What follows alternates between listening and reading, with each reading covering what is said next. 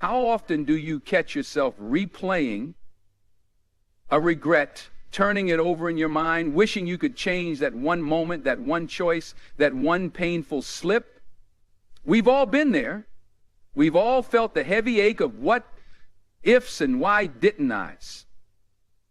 Now, I stand here before you not as a man who's never stumbled, but as someone who's stumbled many times and risen by the grace of God, because that's what this moment is about. The power of mercy, the power of faith, and the power of a new beginning. Regret is a sneaky thing. It can creep into our quiet hours and whisper lies about our worth. It can tell us we're not enough, that we're failures, that our story is done. But I'm here to tell you that regret does not have the final word, and that God's mercy can drown out every accusing voice. See, God doesn't just offer second chances. He offers third, fourth, fifth chances, and beyond. Because in His love, our regrets become stepping stones, not stumbling blocks. I believe we all have a God-given purpose, a divine calling that stirs our hearts and reminds us we were created for something bigger. Yet too often, we bury that spark beneath layers of shame. We let our mistakes define us instead of letting God's mercy refine us. We fall prey to the lie that our past overshadows our future. Maybe you've made a wrong turn, maybe you missed an opportunity, or hurt someone you love, or disappointed yourself in ways you never thought possible. But hear me well. God's mercy is still there. It's there in every sunrise, every chance to breathe and begin again. I want to ask you something. Have you ever felt so weighed down by regret that you couldn't see a way forward? Have you ever questioned whether you deserved another shot, another path, another open door? I know I have. But let me tell you, there is a power in accepting the mercy that God so freely gives. That acceptance doesn't mean ignoring the past. It doesn't mean pretending our mistakes didn't happen. It means releasing them into His hands. It means acknowledging that He can transform our darkest nights into bright mornings. It means daring to believe that your story isn't over. So tonight I stand here with a simple yet urgent message. No matter how deep you regret, how far you think you've fallen, or how impossible a fresh start may seem, God's mercy remains.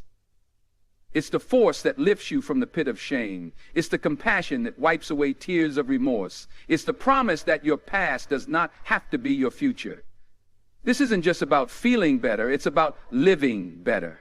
It's about standing tall, looking your regrets in the eye, and declaring, I am not finished. God has given me new mercies, and I will embrace them. That's why we're here together, to confront regret, to claim mercy, and to walk forward with renewed faith. Here's the heart of the matter. Acknowledging God's mercy isn't just a sweet idea. It's a life-altering shift in perspective that frees you from the chains of your past and equips you to step boldly into your destiny. Let me start with an example many of you can relate to. A young college student who once told me she felt like a failure because she picked the wrong major and bombed her grades. She was ashamed, scared to disappoint her family, convinced she'd lost her future. But in that valley of hopelessness, she paused and realized something crucial. God's mercy was greater than her academic slip. She changed her path, sought guidance, and discovered a calling that set her heart on fire. She didn't let regret define her. She learned that mercy means you can pivot, redirect, and begin anew, no matter how stuck you might feel. Imagine a father who missed too many family dinners, too many bedtime stories, because he was hustling to provide. Over time, he looked back and felt only regret. The birthdays he didn't celebrate, the simple moments he traded for extra hours at work. At first, guilt ate him alive. But then he chose to acknowledge the mercy that said, it's not too late. He apologized to his loved ones, made changes, created new rituals with his kids. He still felt the sting of lost time, but that sting fueled him to be more present now. That's the miracle of mercy. It doesn't erase the memory of past mistakes, but it transforms that memory into motivation for something better. If you don't see that mercy, you risk staying trapped in a cycle of shame, and shame will drain your spirit, your confidence, and your capacity to love. On a broader level, think about a community or a business that suffered a failure, a project that collapsed, a vision that never took off. People started blaming each other, harboring bitterness, questioning every decision.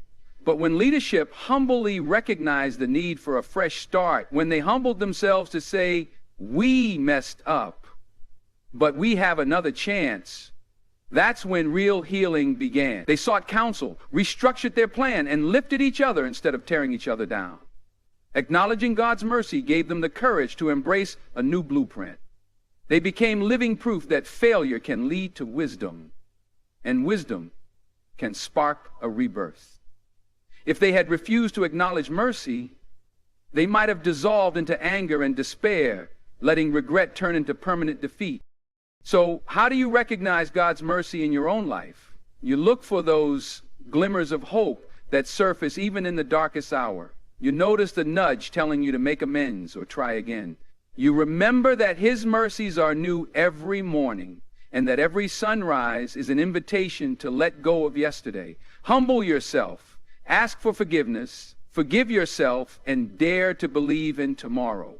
That's not denial. It's trusting a God who turns messes into messages. Watch for unexpected chances, for a kind word from a stranger, for a door that cracks open when others slam shut. Those are signals that mercy is still at work. So here's the lesson. When you choose to acknowledge God's mercy, regret loses its power to paralyze you. Yes, you may still feel the sting of past mistakes, but that sting can become a catalyst for growth. Mercy lifts the weight of shame and replaces it with hope. Embrace this, and you'll live each day as proof that no mistake is beyond redemption. Now, as we draw this message to a close, I want to bring you back to the heart of it all. Your past mistakes are real, but they do not define you. Your regrets may still echo, but they don't have the final say. God's mercy does. Every day you wake up, every time you muster the courage to lift your head, you're declaring that God isn't done with you. You're proclaiming that there's more to your story. You're stepping into that sacred truth. No matter how heavy the regret, mercy stands ready to lead you forward. Think back to the young student who found hope despite a failed start in college. Remember the father who chose to reclaim the moments he once let slip away. Recall the community that rose from disappointment and rebuilt stronger than before. These stories are not distant fairy tales. They represent real people who dared to believe in fresh starts and second chances. If they hadn't opened their hearts to mercy, they might have stayed stuck in regret, convinced that failure was their permanent address. But they refused that lie. They recognized that mercy was calling them towards something greater. How about you? Where in your life have you closed the door, assuming that it's too late to fix what went wrong? Where have you surrendered to regret, labeling yourself a has-been before the game was truly finished? Perhaps it's in your career where you feel you missed the golden opportunity and now fear you'll never catch up. Maybe it's in your relationships where you bear the guilt of words spoken in anger or love withheld when it was needed most. Or it might be deep within your own heart, a secret place you haven't let anyone see, convinced that if they did, they'd only find disappointment. Listen closely. You are not beyond redemption. You are not too shattered for restoration. Mercy is that healing salve that meets you right where you hurt. It doesn't ignore the mess, it transforms it. But to unlock that transformation, you must take a step of faith. That step might involve confession, admitting you can't do it all alone. It might involve reconciliation, picking up the phone and saying, I'm sorry, or writing that letter you've been afraid to send. It might involve forgiveness, choosing to release bitterness toward those who wronged you, or releasing yourself from the prison of self-condemnation. This isn't about cheap grace that glosses over the damage we've done. It's about real grace that empowers us to make amends and face the consequences with courage. It's about understanding that while we can't change the past, we can change our response to it. We can transform shame into wisdom, regret into momentum, and guilt into compassion for others who have stumbled too. Because here's the beautiful truth. When you experience mercy, you can't help but extend it. When God's grace washes over your regrets, you naturally want to help someone else find their footing and rise again. So let me challenge you today. Take a moment to reflect. Breathe deep. Ask yourself if there is a regret you've been clinging to like a security blanket, convinced it defines you. Are you ready to release it to God's mercy, trusting that He can redeem every broken piece of your story? Are you willing to step out of the shadow of shame and let the light of His grace shine on those bruised parts of your soul? Because if you are, something miraculous begins to happen. The burdens you've carried for so long begin to fall away, and you stand taller, freer, more open to the possibilities that lie ahead. I've seen it in my own life. I'm not speaking theoretically.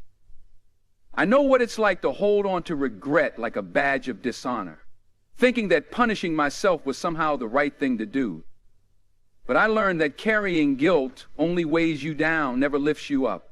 It doesn't lead to growth, it leads to stagnation. And once I found the courage to say, God, I can't do this alone. I need your mercy. Everything changed. My outlook changed. My energy changed. My relationships changed. It wasn't always easy. Healing rarely is, but it was real. It was transformative. And it's available to you. Now is the time to embrace a new mindset. Let go of the storyline that says you're finished, that your regrets have disqualified you, that your age, your track record, or your past choices have barred you from fresh starts. Listen, if you have breath in your lungs, you have purpose. If your heart is still beating, God still has work for you to do. Don't let regret be the script you keep reading. Flip the page, write a new chapter, drenched in grace. Surround yourself with people who remind you of God's mercy, who speak life rather than condemnation, who encourage you to keep going when old memories resurface. I can't promise regret won't try to whisper you've messed up too badly or that some nights won't be sleepless. But I can promise that if you keep acknowledging God's mercy daily, even minute by minute, strength will rise. Where you felt hopeless, hope will bloom. You'll see new doors open because mercy is God's specialty, and He delights in rewriting stories. So in this moment, I urge you to take a stand for your future, for your peace of mind, for your God-given calling. Commit to mercy. Speak it out loud if you have to. My regrets do not define me. God's mercy does. Post it on your mirror, write it in your journal, let it echo in your heart until it drowns out every doubt. The world may try to chain you to your past, but mercy breaks every chain. Step forward in faith, believing that each sunrise carries the promise of a fresh start, and each fresh start is a reflection of God's unfailing love. Remember, God's mercy is not a one-time event. It's a continuous invitation to grow, learn, and start over. Let that truth embolden you every day.